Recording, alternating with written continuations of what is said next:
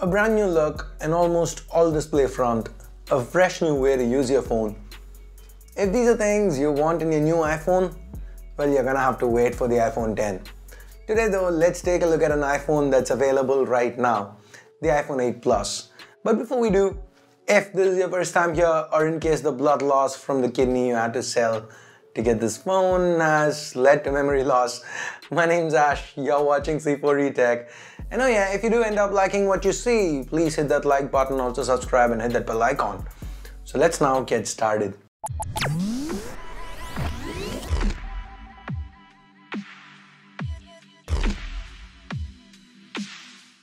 Now, let's start this with the obvious cons. First, the design.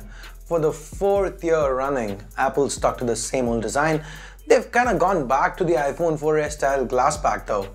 This is probably the largest form factor for a phone with a 5.5-inch display. To give you some perspective, the Note 8 with a 6.3-inch display is still narrower and just a tad taller and thicker. The 8 Plus also happens to be quite heavy, weighing in at over 200 grams. The display resolution though still remains the same at Full HD, and the headphone jack, well, jack's still dead. All these together make the 8 Plus look dated, and even for iOS fans, it seems to be quite a tough sell given the lower than ever demand. That said, look a little closer and Apple's actually put together quite a compelling package with a ton of positives. So let's start with the design again. Now the glass back is not there just to look cool, it enables wireless charging, and thankfully it is not something proprietary but the regular Qi standard. So the 8 Plus can be charged wirelessly with most existing wireless chargers we've been using for Android devices. Now the fact that it's glass does make it slippery, and that is why I quickly added a debrown skin to mine. If you like me are averse to scratches and want to protect that glass back while still managing to make the phone look good, check out dbrand, our sponsors for this video, at the link in the description below. Anyway, this back is where you'd find those dual cameras. At first glance, they might look like last generation cameras. In fact, a quick look at the specs might lead you to believe the same. 12 megapixel sensors, f1.8 aperture for the primary, 2.8 for the secondary. But Apple claims the camera can now capture 83% more light, and the results seem to justify it. The images look better than ones shot with the 7 Plus. Outdoors, under good lighting conditions, the 8 Plus clicks images that are very sharp with a ton of detail. You could read those names when cropped in 100%.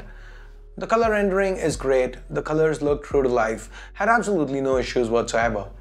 Given the f1.8 aperture, the depth of field is quite shallow on macro shots like these, meaning there is more blur to the background. The dynamic range is excellent and gets even better when HDR is turned on. Look at the sun. Now the secondary shooter can get you pictures with 2x lossless zoom. Yes, the pictures turned out really well, but at times if you look closely, it has a tendency to overexpose things.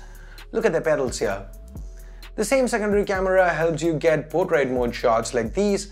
These are probably the best executed portrait shots by any phone, something you guys judged in our portrait mode blind test. Here's a card to that video. If you haven't checked it out yet, do check it out. Now Apple's introduced a new feature called portrait lighting. There are a few lighting options to choose from before or even after clicking the picture. Some of them look cool, yes, they are not perfect, but it is worth noting that this feature is still in beta. It should probably get better by the time the final version rolls out. Under low light, the 8 Plus doesn't fail to deliver. Obviously there is some noise, but it still manages to capture a lot of detail. The images are moderately bright and have good colors. A lot of phones tend to mess up white balance under low light, but here it is on point. That said, I do kind of miss the manual mode that I've used from time to time on say the Note 8, and I really wish the 8 Plus had it, because if I wanted to get better pictures, I could even do that on a mid-ranger like the Honor 9i. So kind of strange to see Apple not implement it yet. Anyway, the selfie camera pretty much remains the same from last gen, 7 megapixels. It gets the job done, super sharp images, good color reproduction and dynamic range. I hate the narrow field of view though.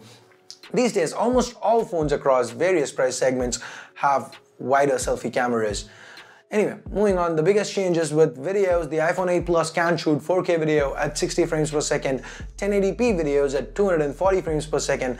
Now this is something even some DSLRs can't do, let alone smartphones. The footage is spectacular, great deal of detail, excellent dynamic range thanks to OIS. The footage is quite stable too. as long as it's being captured via the primary camera, because the secondary camera doesn't have OIS. Anyway, it's also worth mentioning that the 8 Plus captures all videos using the high efficiency video codec HEVC, so a 4K 60 FPS clip here is about the same size as a 1080p clip shot in H.264.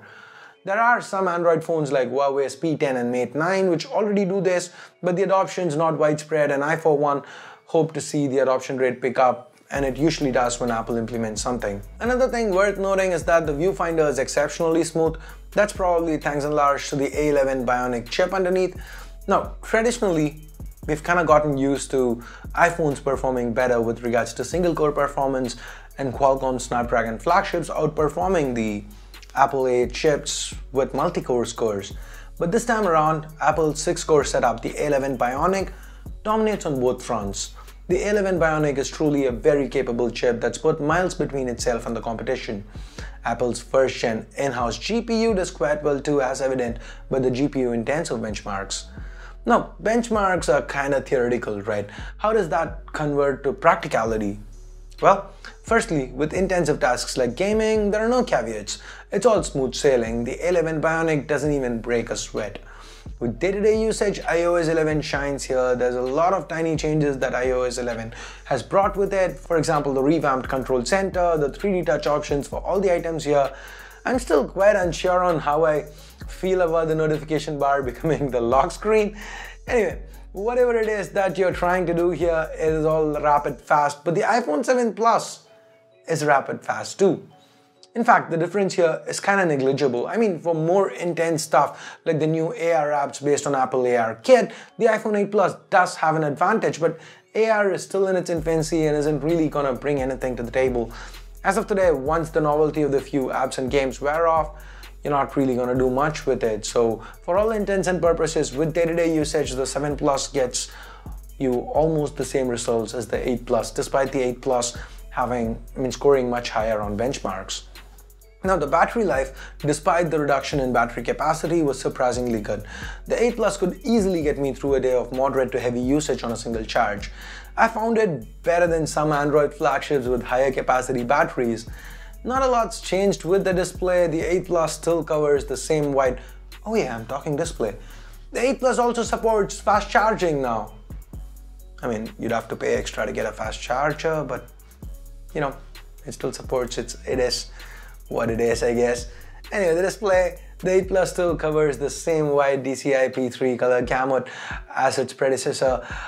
So I didn't really notice a lot of differences here. The quality remained excellent, great viewing angles, natural colors. Talking about colors, Apple's now using their True Tone technology that we first got to experience with the iPad Pro. That's now here on the 8 Plus. So basically, depending on the ambient light, the white balance of the display gets recalibrated so that you always see the same thing no matter what lighting condition the phone's being viewed at.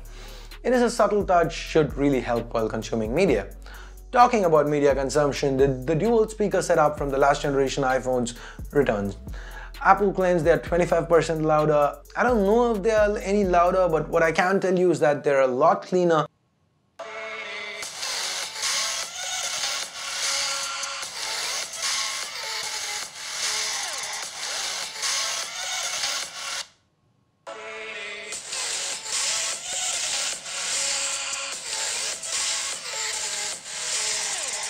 The stereo effect is very noticeable, and I'd have to say these are probably the best sounding smartphone speakers that I've, ever tested.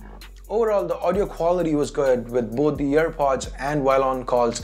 I faced no issues with cellular reception or call quality. So with that, let's talk price. The iPhone 8 Plus launched in India for 73,000 rupees and is already selling a bit cheaper, around the 71k mark. Right from the launch, there have been cashback offers for about 10,000 rupees for the 8 Plus, so at around 65-70,000 rupees, is this a phone you should get?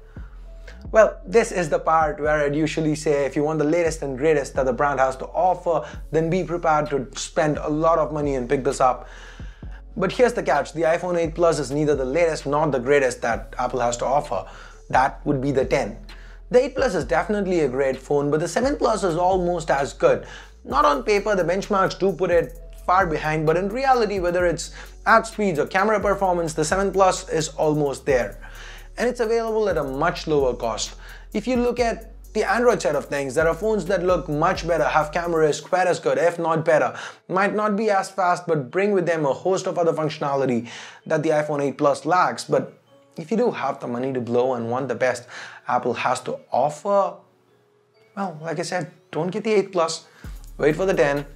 So I don't really see a scenario, well, barring one where you're a YouTuber and you want to review it so you buy it. I don't really see any other scenario where you'd want to get an 8 Plus. Now, well, that's just my 2 cents on the 8 Plus. If you hated this video, you know what to do. But if you did like it, give it a thumbs up, hit that subscribe button down below. Also the bell icon so that you get notified each time we upload a new video. And if you haven't checked out our sponsors, Dbrand, do hit them up. I will have a direct link right there in the description. They offer some awesome skins for the latest phones. Do check it out if you're interested. So that's it. Thanks a lot for watching. Till next time, this here's Ash. You've been watching C4E Tech, and I'm signing off for now. You guys have a great day. Bye-bye.